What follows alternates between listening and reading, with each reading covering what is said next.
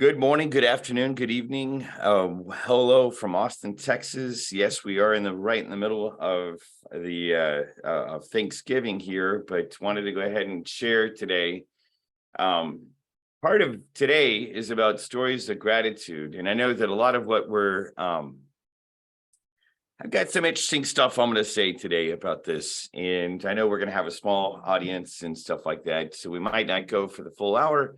But I thought it was important to kind of keep the continuity on our conversation about being out there together, as well as you know, I'm in the process of learning a life lesson. I'm going to tell you about it today during as part of the program. Program is really different than what I thought it was going to be about 48 hours ago, and so I'm excited. Actually, I'm not excited. I moved to actually speak to you guys about this sort of stuff. If Today, because there's a small group and all that sort of stuff, and I know that in our studio audience, just because so many Americans are taking today off and about to go have turkey and things like that, I will be following along on the LinkedIn. If you have something in our viewing audience, please do let me know by just saying something there, and what we'll do is we'll share with you. I'll bring some of the conversation into the actual program as part of it. But today, welcome to the Venture Outfitter. We're here to actually work with each other to build through things. I will be also talking at the very end of the program about how can we support each other as a community using our community site. And if you're not on our community site, it's community.techranch.com. We have access points that we're going to set up so that you can actually self-serve on getting into the community. One of the things that I'd love to do, though, is make sure that if we already know each other and you're interested in being involved and you hadn't gotten an invite, specifically let me know. Let me know, just because I would very much like to make sure that we include you in what we're calling the alpha release of the new community site. We're getting away from Zoom. I mean, not Zoom. We're getting away from Slack. We're getting away from Mighty Networks. We picked a new platform. Really happy with how it's rolling out, and want to make sure that you get a chance to be a part of it. So thank you to Linda and the team here at DuoWorks. Linda and her DuoWorks team sponsor part of the studio that we have here at DuoWorks. Today, there's only myself and one other person here, but and I'll be leaving very quickly to go see my mom for Thanksgiving and Thanksgiving meal. But thank you, Linda, for having a really great community that we can plug into. If you need co-working or any of the other features of like an address, things like that, a point of presence in the United States, get out with Linda and her team. She does a really great job about that. So we look for inspiration in the weirdest of places. And part of the story I'm going to tell you about is I was at a hospital yesterday, really rough kind of situation. I'm going to tell you a little bit about it. I'm going to make that part of the program today. But sometimes the simplest of things make a difference. The sign says, and this was through a window on the first floor of Dell Medical Hospital in downtown Austin. It says, imagine all with all your mind, believe with all your heart, achieve with all your might. And so part of the thing that when I saw that, I was like, what a kick in the butt. For a person like me that always thinks that he's up, and I was not up. I was not very happy yesterday. This was an excellent reminder. And so part of the thing about it is, as we step into stories of gratitude, I always would, and I definitely want to be asking you guys some of your stories of gratitude. So I might do that at the front end versus the back end. Let me know what you think and stuff like that. And it's sometimes we have to work at the gratitude thing. Sometimes we have to work at that. It's not necessarily a simple thing, especially as an entrepreneur. I remember this time last year, my business was coming out of COVID after having to lay people off and stuff like that. And it was like, wow, that was rough. And so for the entrepreneurs that are out there that are working through whatever rough stuff, is happening, whether you celebrate Thanksgiving or not, whether you even understand this American concept of what Thanksgiving is. It's all about gratitude. And sometimes we have to work really, really, really, really, really, really hard to find the gratitude in the thing that life is presenting. And, I definitely felt part of this last week. I was feeling pretty high, as you guys know, from the program and things like that. This week, it's been much more difficult, but we're going to talk about that. I want to make sure that I share some of the ideas about that. I'd like to hear from the community as well, because a lot of times it's us as a community of practice that we can help each other through the rough times. I'm just wondering, we have a couple different people in the audience here today. Actually, I have some people that are popping in, popping out. It looks like we might have several people that have difficulty getting onto the system and stuff like that. But I'm tempted to at least put Melvin on the spot and say, Melvin, how's your Thanksgiving going in North Texas? Hey, Kevin, appreciate the opportunity to share with you. And yeah, we're up here just south of Dallas. And, I think about my life and, something that my brothers and I say is that we don't deserve the children that we have. I think about the jackass I was as a kid, and I'm so thankful for my 3 boys and a girl, and what they do and what they've accomplished, and so I think that my wife and I have done it right to some extent. The last perfect guy died and got up and got out of here over 2,000 years ago. So I try to not beat myself up for making mistakes. Am I muted? No, I can hear you. I can hear you fine. You sound great. You sound beautiful. Okay. You remind me, one of the things that I appreciate about Melvin, I'll tell the community this, is I always with a heart front and center, and you remind me to do the same, which a lot of times life presents opportunities and problems to us that make it really difficult to do that. So yeah, thank you for being here, Melvin, and happy Thanksgiving to you. Hey, thanks. And stick with me through this story that I'm about to go through, just because it's rough stuff, and I know that you've gone through rough stuff as well. So yeah, thank you for that.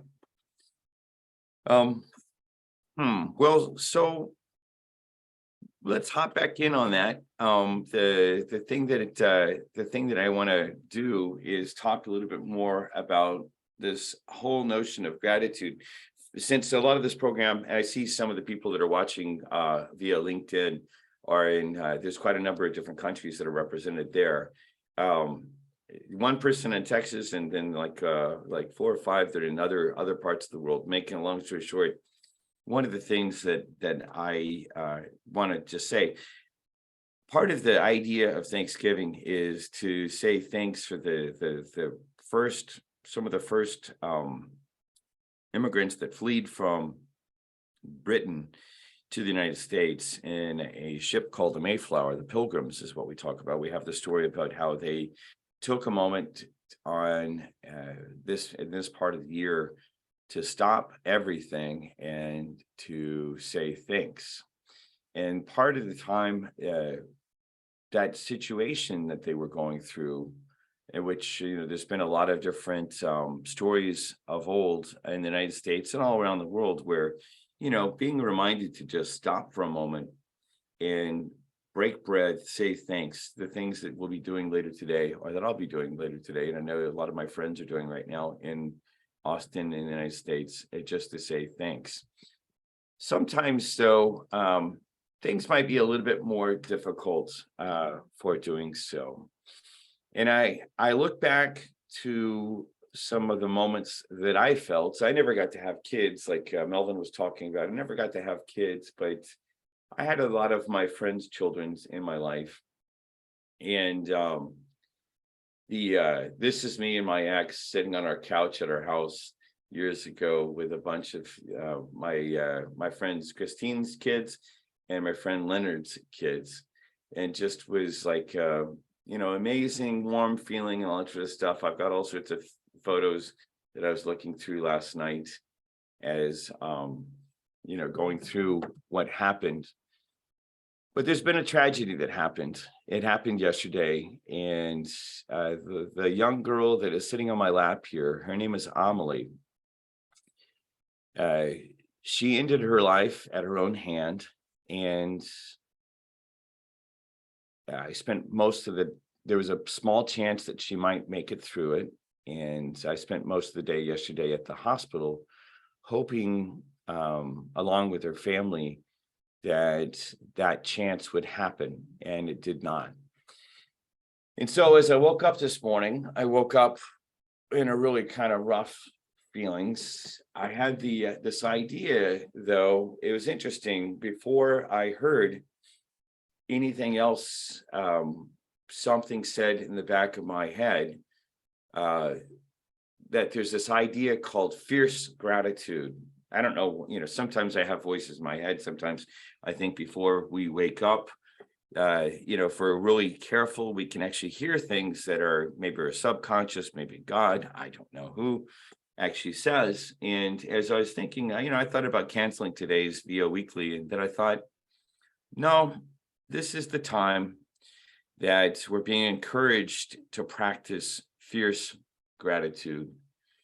And in Amelie's memory and in her honor, I wanted to do exactly that here at Kevin's house. And I, part of the thing that's happening as we look at this experience of having this young woman who I saw before she was born. I mean, I actually knew her father back in college, and then saw when her father met her mother, and then when she was a little girl and things like that. And to see her at the end of her life absolutely breaks my heart. And so as I was looking for meaning in what happened, and I heard those words, fierce gratitude, this morning, I thought, no more perfect statement to go looking for what that might mean. And part of what I found was the following. I actually did some searching, and I said, who's thought about fierce gratitude in the past? I also, I heard the word fierce grace, which is Dietrich Bonhoeffer, who was a German that fought the World War II, fought against the problems of what happened with fascism in Germany, and lost his life for it. I heard the words fierce grace, but I heard the words fierce gratitude, and I did some searching, and this is what I found.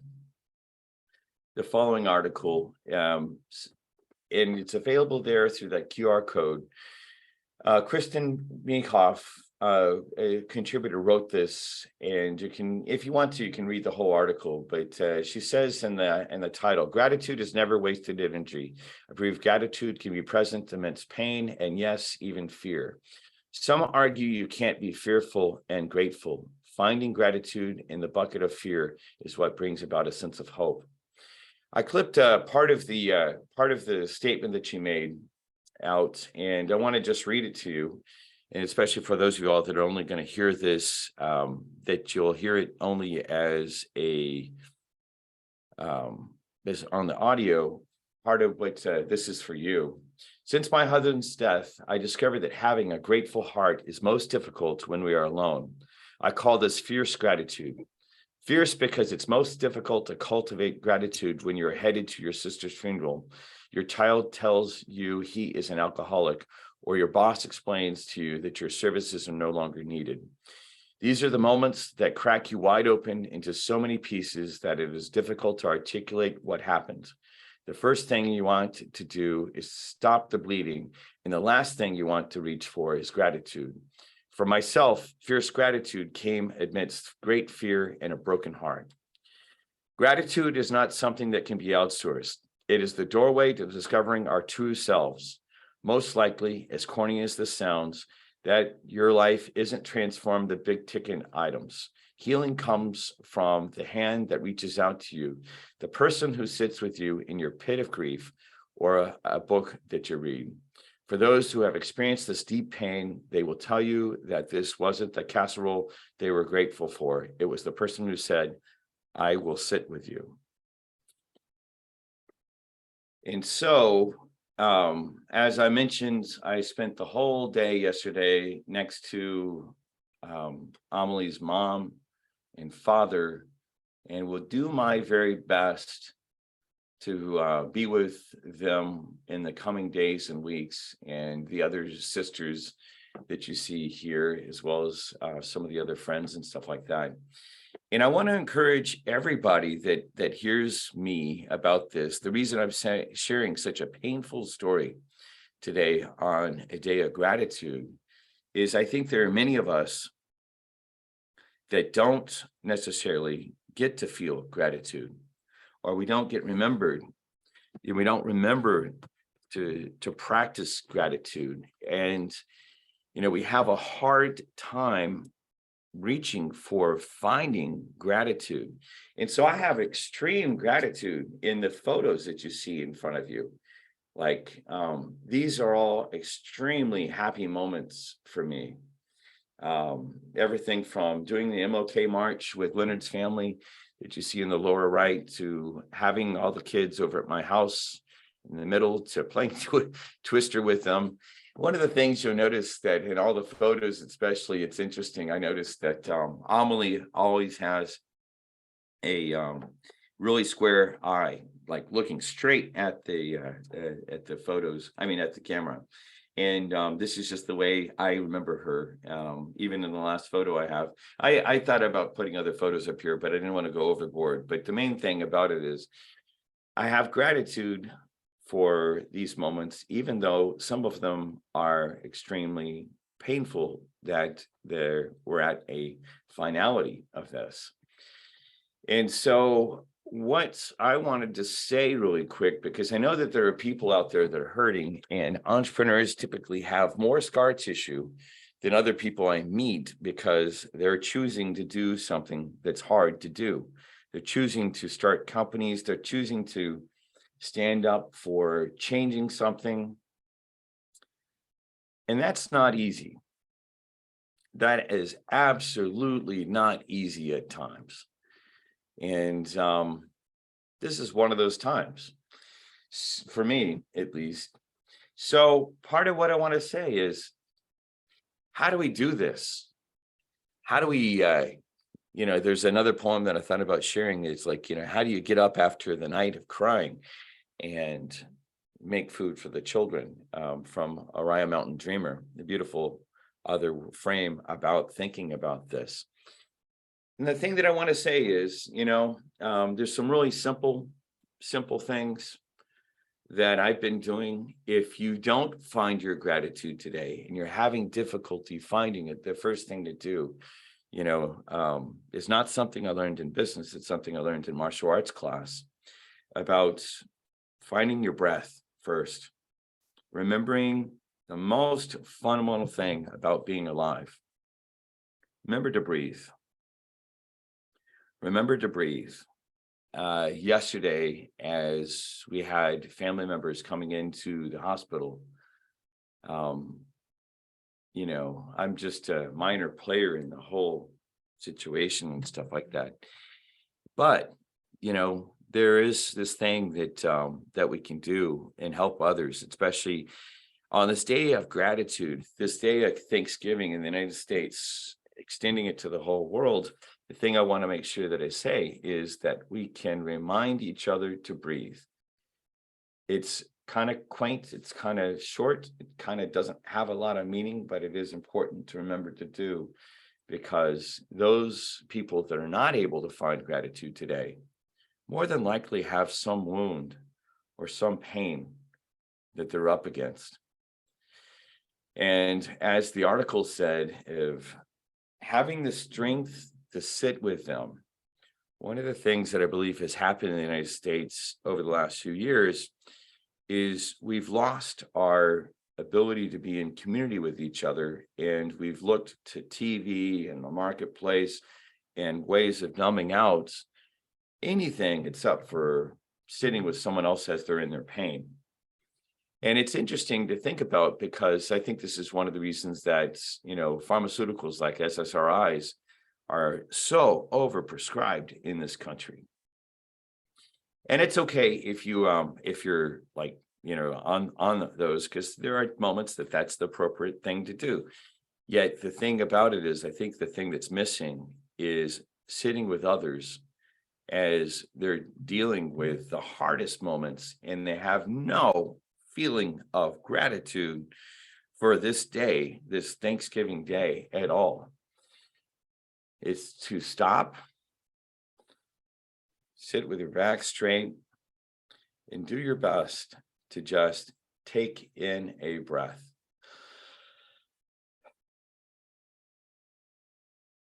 And that's the first thing. The second thing is to recognize that all the emotions that are coming up are appropriate emotions. My friend Christine, who you saw some of her children on the couch a while ago with me and my ex, my friend Christine lost her middle child. Her middle child lived only 100 days. And one of the things that Christine said in the group of family and close friends yesterday was she reminded us that when she lost her child after 100 days, the child was born and then died 100 days later, she had a lot of anger. She had extreme anger that came up.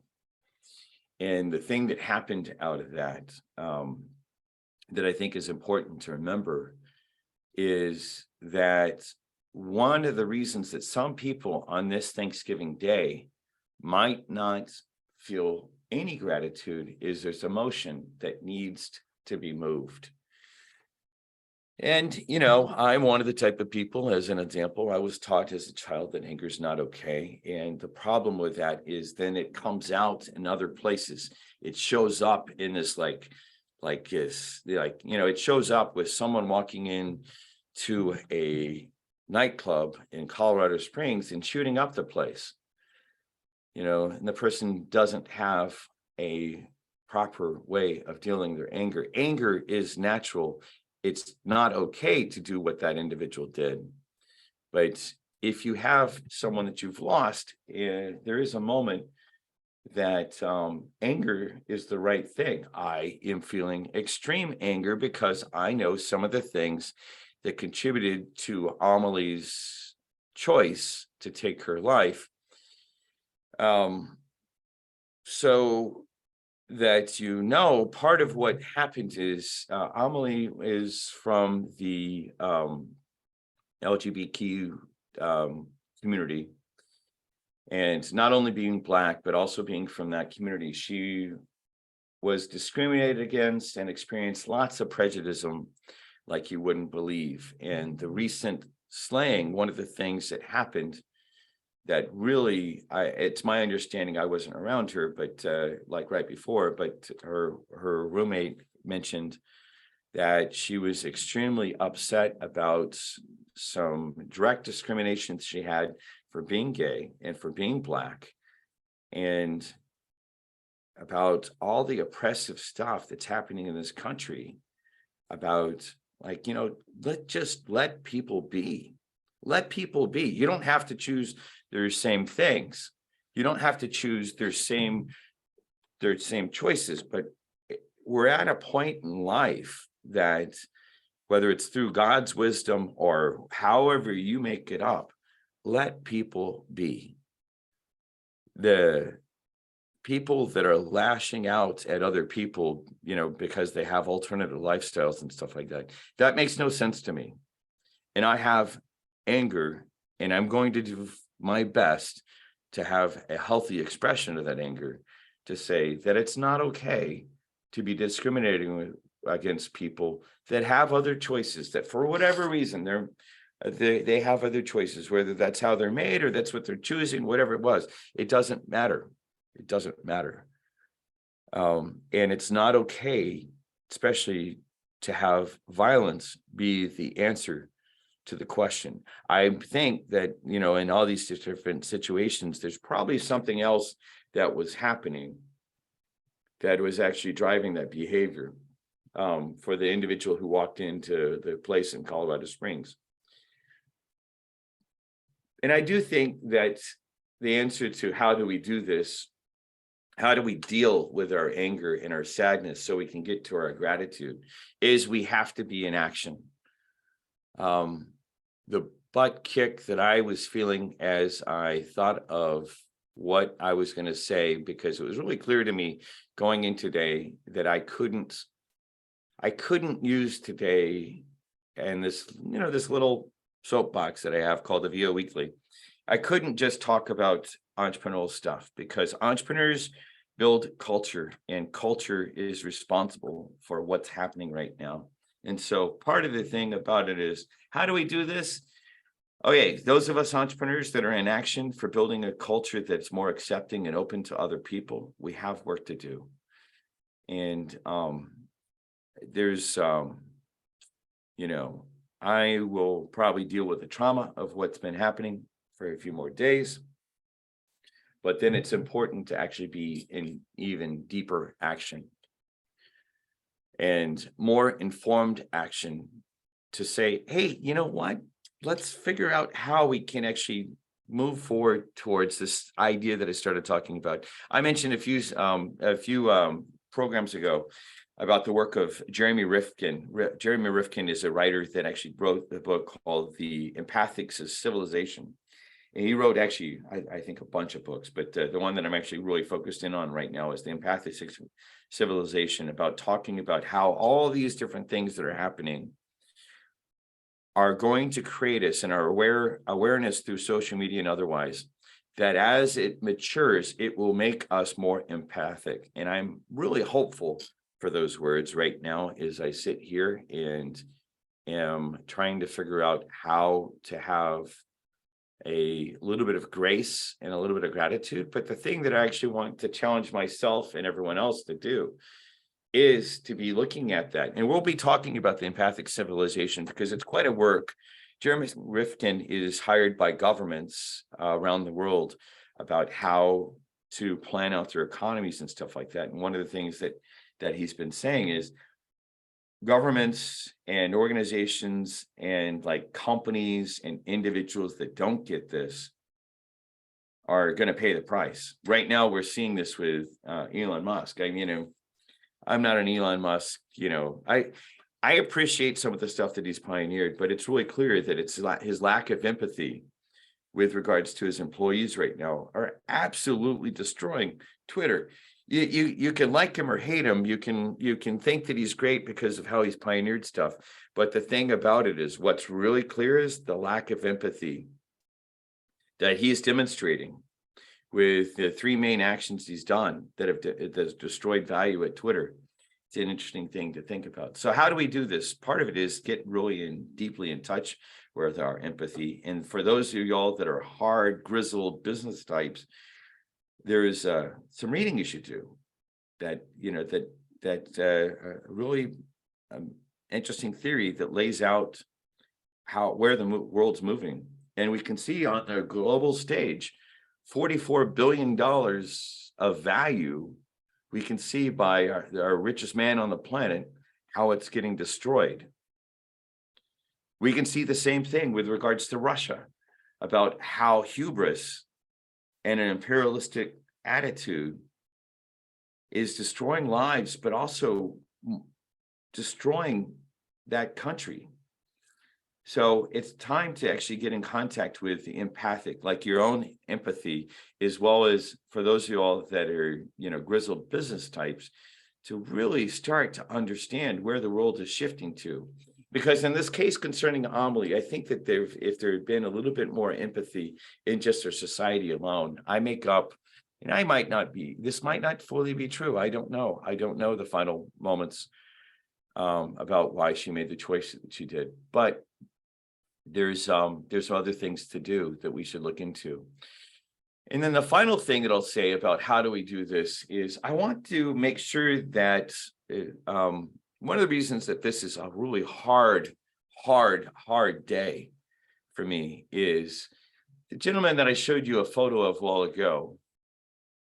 This guy right here, his name is Leonard Pierce. In 1990, Leonard Pierce is responsible for saving my life. I was suicidal, and Leonard saved me. I could go into more details, but let me just leave it at that. And the thing about it is, part of the thing that empathy is part of the solution, and then the other part of the solution that you've heard me talk about a little bit is now just very, very practical about the solutions that are coming on available, that come from ancient wisdom and and recent insight. Things like this. This is a photo of Marcus Capone. Marcus is a Navy SEAL. He was one of the Navy SEALs that was deployed into Afghanistan right after September 11th. I got to meet him at a conference called the MAPS conference, the Multidisciplinary Application of Psychedelic Science.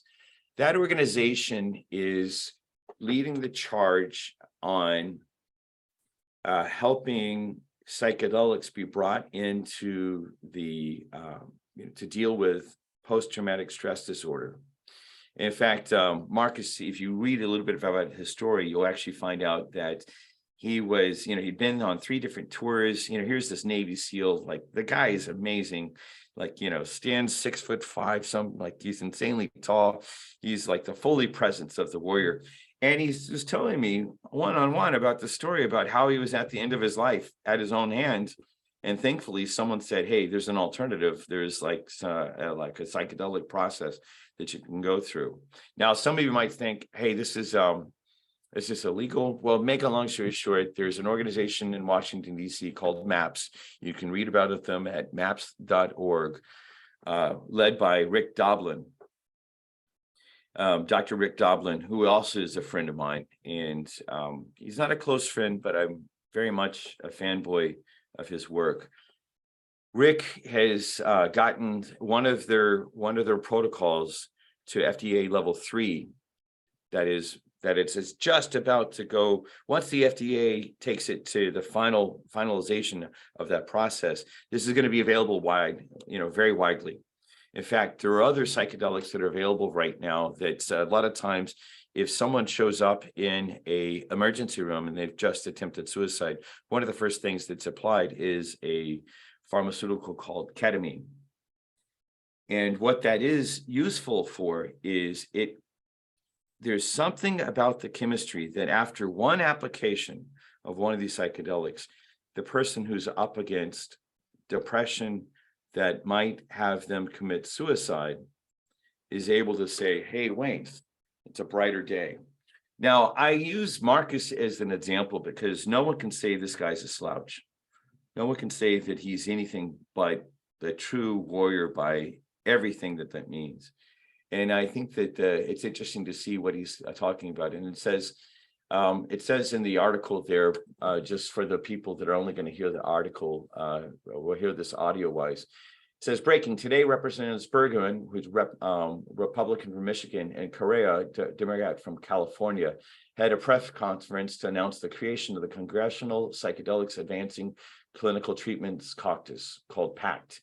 We are humbled to be present to this announcement for the founder, Marcus Capone, took to the podium to tell his story and advocate for psychedelic treatment. Learn more about PACT here, and it's there's a LinkedIn link that we'll make sure is in the show notes for the show. And there's a few other things, and you can see a picture of Marcus and his towering greatness of the warrior that he is. One of the toughest men that I've ever met, and certainly one of the or that I've ever really gotten to know personally. But the thing that I want to say is, for those of you all that are struggling, is I had struggled in my past and been at the end of my life twice, and thankfully had a guy like Leonard step in. And thank you, Leonard, for stepping in. That's partially why I have this commitment to do my best to share this type of knowledge and to try to transform the entrepreneurial world, or try to transform the world through entrepreneurship. I just want to say, for those of you all that might not know about these treatments. The treatments are there. I really wish that I'd known that Amelie was up against the troubles that she was up against, so that she might have had another choice that would be available to her. And so for that, I want to make sure, I'm going to ask Marcus to come speak during the VO Weekly, just because I think it's important, because entrepreneurs typically, Professor Stephen Blank at University of the Stanford University has said that typically entrepreneurs are, 60% of the time have, difficult psychological backgrounds more than anyone else, at least in the United States. I think that number went up during COVID just because of what COVID represents. I think everyone had difficulty with COVID and things like that. Make a long story short, we'll see if we can get him to come speak, and he's agreed to it in the past. All right, well, that's, I don't know. I think that's kind of hard to follow with anyone else that might want to say something positive about gratitude, but I don't know. I want to go ahead and just open it up. I know Keikoa is here, Melvin's here, Jello's here. If there's anybody that wants to say anything, we might finish today early, just because, like I said, it's Thanksgiving and my mom's waiting for me with turkey and ham and tamales and all sorts of other stuff at her home. But I'm just wondering if anyone, Melvin or Jello or Keikoa, anyone wants to say anything in response, or something else you'd like to add before we just switch gears, or anyone out in the studio audience, for the people who are watching us online. I'd love to know if there's something you'd like to say. Just tell me by saying something here. Let's see. Silence. That's okay, guys. That's I'm sorry to put such a difficult subject out there today. I'll say Yeah, something. go ahead. I'm grateful for you, Kevin, and for this community of entrepreneurs and forward-thinking people, and gathering us every week to have these conversations, whatever they might be. It's always good to have a sense of community and a sense of kindredness with people all over the world. I think it does a lot for making the path of entrepreneurship all that much more enjoyable, let's say. And yeah, well, finding the fierce grace in the middle of the BS. yeah, exactly. Yeah. So, and I appreciate your share today, and thank you for bringing that to all of our attention, and can only echo your sentiments of wanting to help and find ways to provide modalities of whatever a person, entrepreneur or whoever, needs in order to keep fighting the good fight, if you will. So I think gratitude is one of the most important things that everyone could benefit to learn how to actually be thankful.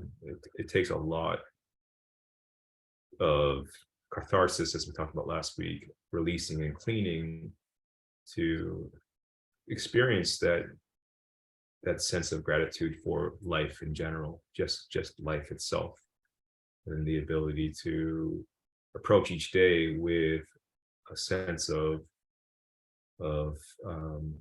honor to be here, to be able to do something in this world, to create something for the betterment of all people. So it's a cliche to say always be thankful. It's a hard path for some people to get to that point, to where they can experience that every day, no matter the challenges, the problems, the disasters, whatever they might be, to find that silver lining where gratitude can be experienced, and they can also be embodied and then expressed with others. So it's a really strong message that takes a lot of uncovering to really understand what we're trying to say here.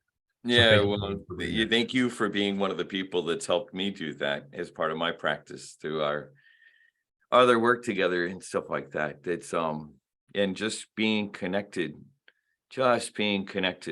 is the first step in that. So thank you for there's been several times that Keikoa has been the receiver of my phone calls when I'm walking through my own dark moments. So thank you for that. Same thing for Melvin, and who's on right now as well.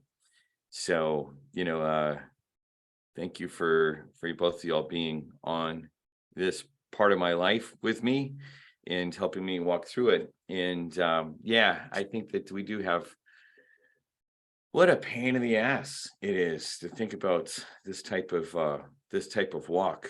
I am really started to learn, but to your point, Kiko, about like when I got attacked downtown Austin, I'm like, I now have gratitude for that. I don't want to do it again, but I have gratitude for it. What I learned in the problems that occurred after getting hit by a car on my bicycle. Oh, what a pain in the butt that was. And at this point, I can't express gratitude for it because I've done the work on that. Probably there's still more to do, but oh well. But yeah, thank you for that. Well, some of the best things, the things to be thankful for, are the lessons that we learn from these experiences, and that giving us the ability to then to share with others who may be going through similar things. So for all this, the talks of depression and suicide, and all those what we consider to be dark, how we move through those things and come and show up every day and put our best foot forward, and the processes that we've gone through to get us past those dark periods of life. That's a real thing that I'm grateful for, that now that I have some sort of experience that I can share with others that can help them along their way, because otherwise I wouldn't be here to talk about it. So I'm really grateful for all the hard lessons in life, as hard as they are at the moment. It's something that I can one day laugh at. And so I laugh at many of the things that have challenged me, because wow, it was just a moment in time, honestly. And now here I am with so much more to offer to the world, offer to my friends and my family. So grateful for those experiences as well. Yeah, I know it's Cal Thigston just mentioned something on the since he's here, I'm going to make sure I do a shout out to Cal and to Sally. Happy Thanksgiving, Sally and Cal. Yeah, it's very hard to know ahead of time. One of his kids committed suicide last spring. One of his kids, he works with children in the Chicago area. And yeah, really, really, really, really, really freaking difficult. But on that side, one of the things that mattered in my life, back to what Keiko is saying in with what I was saying a while ago, was having Leonard reach out to me unexpectedly, somehow, like through spirit or through teleportation or telekinesis or whatever, clairvoyance, I guess is the right word. He knew to reach out to me. So one of the challenges I want to make sure I offer everyone is to say, hey, let's all at least make 5 extra phone calls today. Even if you don't practice Thanksgiving because you're in a different country, reach out to a number of people and just say, hey, how you doing? It made a difference. So Cal and Sally out there in LinkedIn land, sending you a big hug. Happy Thanksgiving to you both. Thank you for being a part of my life and part of this program. Same thing for you, Keikoa and Melvin and Jello. Let's keep on keeping on and seeing how we can help help these entrepreneurs build things out. What we'll do is for today, since my mom's waiting on me, and I want to make sure I go ahead and go get to spend time with her. I want to remind you all about that are not yet in the community site. The community site still is at an alpha stage. What I mean by alpha stage, I mean the alpha stage is we've only have maybe 30 people on. We have not moved the 400 plus that are on the the Slack channels yet, because we've been trying to test it out and stuff like that. We're about to do that. But if you hear my voice and you'd like to be a part of the community and you're an entrepreneur and you'll abide by just being a good community citizen, and what I mean by that is just, work together is the big things. There's some orientation that as you take go through parts of it that we talk about. Oops, you know what? I just realized I shared the wrong screen. Let me fix that. You guys are probably I know that probably, whoops, still the wrong one again. Hey, Zoom, I really hate your tools because you can actually make it easier to have us do this sort of stuff. Okay, let's see. Hopefully that one is right. Okay, I think I did it right this time. The feedback I have for Zoom is it'd be nice to be able to go in and out, in and out, in and out without having to remember which click. Just set it up once and have it just roll. But oh well, I won't complain too much. Back to the community site. Make sure the community site, if you want to be part of it, just ask. There is going to be, I set up a chat area in there that since we have people working around the world, and I'm keeping the application open during the time, if you ever need anything, and you want to just chat because you need something, you need a chance to chat, that will be available. I think that's partially the way that we can help each other, is just being available to answer questions and things like that. So, or I really mean from, for the moments that are like, crap, I really got to figure out how to get across this, this valley of death, or, I'm Evel Knievel, the entrepreneur, jumping the valley of death. What do I do? Okay. Now, part of that is being in community with each other. There will be an area where some of the VO weeklies and some of the follow-up discussions happen, like you can see what Kim Johnson did here. And then if you're not in our community, if you're not on our email list, if you want to be on our mentor list, if you'd like to be one of our country managers and represent another one of the countries, we have ways of plugging into that. The community site will actually be here in 2 more weeks. We'll have the on-ramp so you can go directly there as well. For today, though,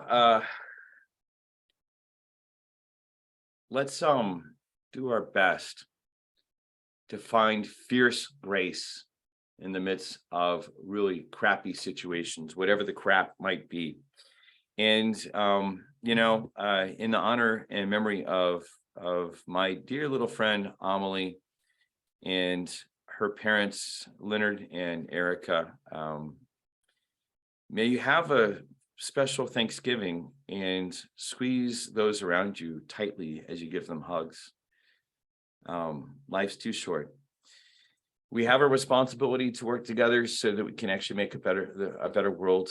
Let's go do our very best let's go change the world for the better together.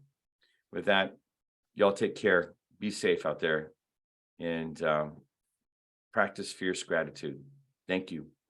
Bye.